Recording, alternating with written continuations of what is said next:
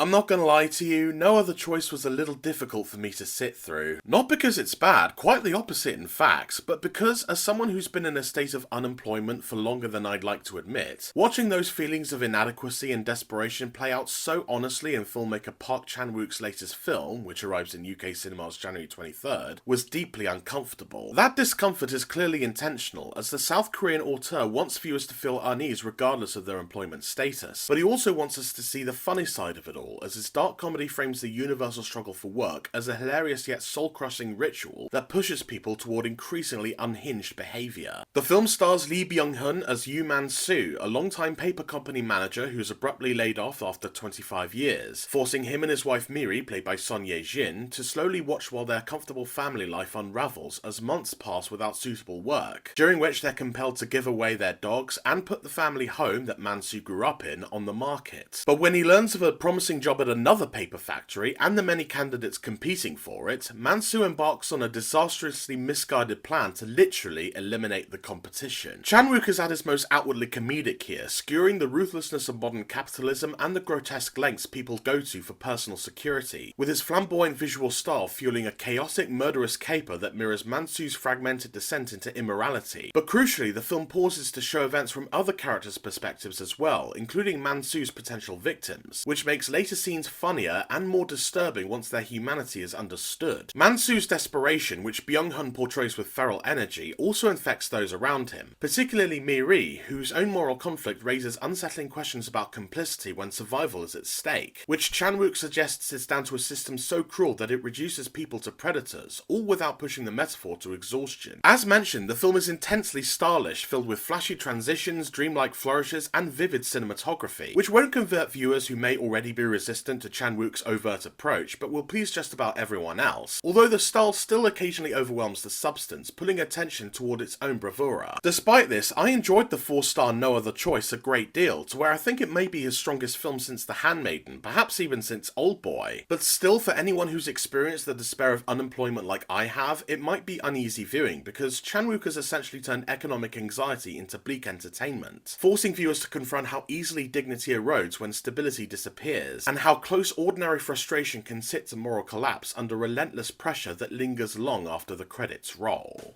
Visit the Film Feeder website to read my more detailed review, but for now, thanks for watching, please like and subscribe for more reviews, and I'll see you next time.